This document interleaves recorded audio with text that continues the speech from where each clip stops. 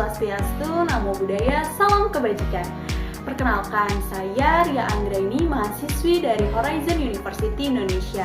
Nah, pada kesempatan kali ini, saya akan membahas mengenai gizi seimbang untuk ibu hamil dan bagaimana sih cara menjaga pola makan pada saat kehamilan.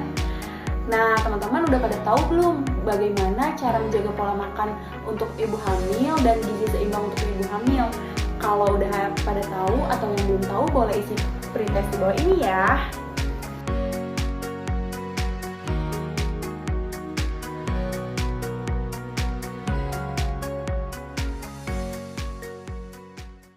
Tadi kan teman-teman udah pada ngisi pretestnya. Sekarang saya akan menjelaskan apa itu gizi seimbang untuk ibu hamil dan apa fungsi dari gizi seimbang itu. Jadi, gizi seimbang untuk ibu hamil adalah zat-zat yang dibutuhkan selama ibu masa kehamilan, sesuai dengan susunan yang seimbang dan jumlah yang dibutuhkan oleh ibu hamil tersebut.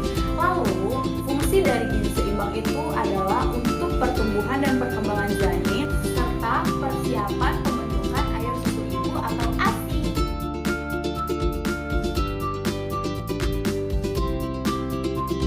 Lalu jenis makanan apa aja sih yang dibolehkan atau yang dibutuhkan pada saat kehamilan?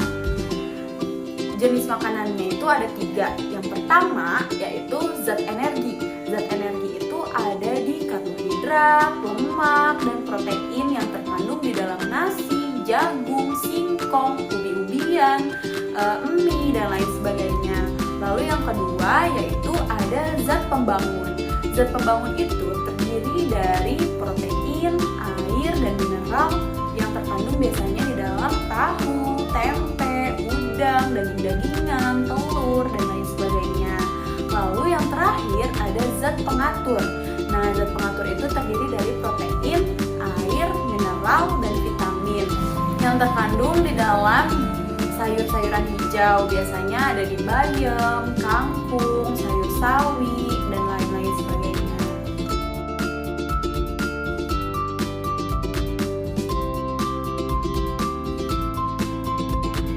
Tadi kan di dalam zat pengatur itu terdiri dari salah satunya ada vitamin.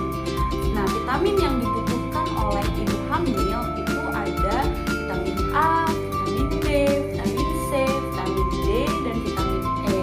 Lalu yang paling penting untuk ibu hamil itu ada asam folat, zat besi, dan kalsium. Kenapa sih asam folat itu sangat penting untuk ibu hamil?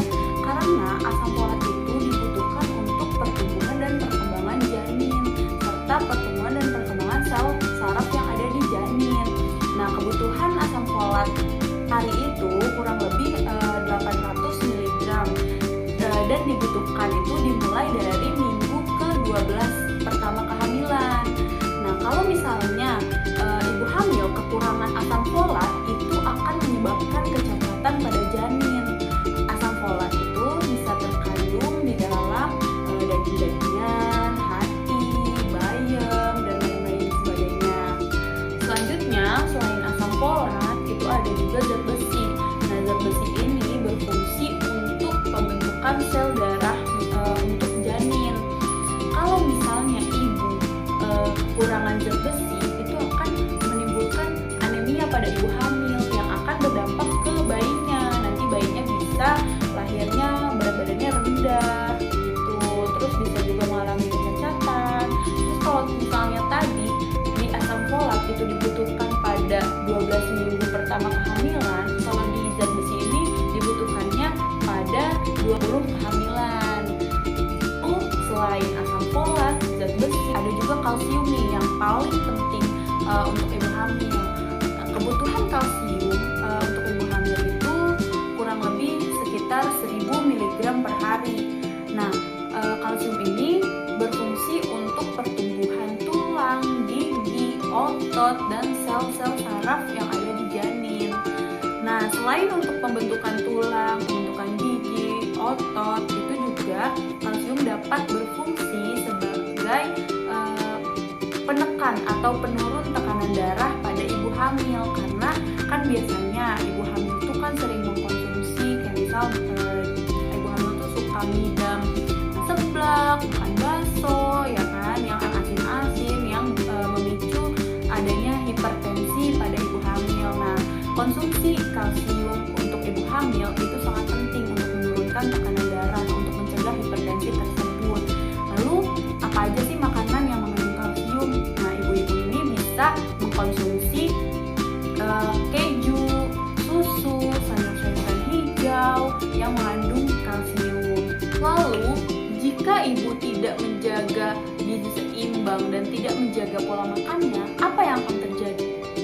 Ibu hamil jika tidak menjaga pola makannya dan tidak menjaga gizi seimbang, itu akan menyebabkan ibu hamil tuh mengalami lemah, letih, lesu, lalu perdarahan saat kehamilan atau perdarahan saat nanti persalinannya, lalu bisa terjadi anemia atau kekurangan darah, lalu bisa juga terjadi hipertensi pada saat kehamilan, atau yang paling fatal itu akan mengalami kecocotan pada bayi, berat badan lahir rendah pada bayi, kemudian bisa juga mengalami keguguran pada saat kehamilan.